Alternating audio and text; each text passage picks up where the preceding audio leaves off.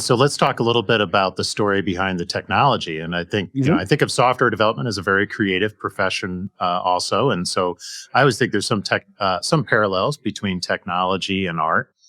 Um, what do you see as kind of the parallels between technology and art in terms of how they're being changed by the advent of Gen AI? The thing that I hope for is that it's going to enable more people to do more with these tools. I think one of the reasons why I got so excited about it was really GPT-3 at the time was that I was not an engineer.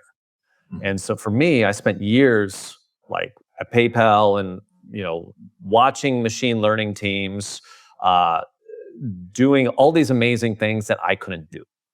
And then when I got GPT-3, I was like, wow, I can actually play around with this and it's giving me an output. That was like a surreal superpower for me to do that.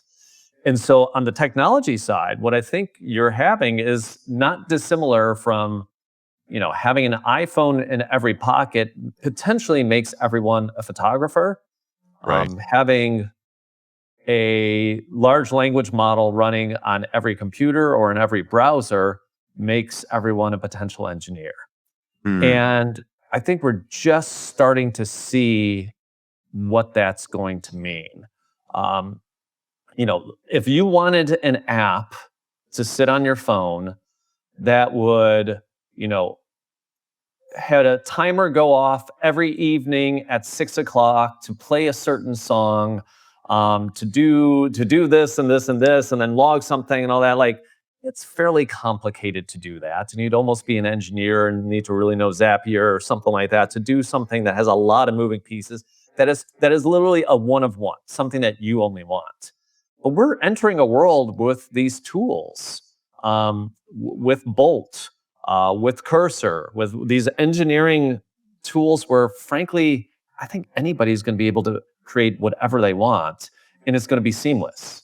Yeah. People are going to be creating apps, and they're not even going to know it or realize it going forward. And so I think that is the future of technology. And again, I think it parallels what some of the things that we've seen in art, where again, like having this device means that everybody has a camera. They're using iPhones in movies to actually shoot feature length films and so forth. Like the technology is amazing in there, but it doesn't mean that everyone's making movies. They're still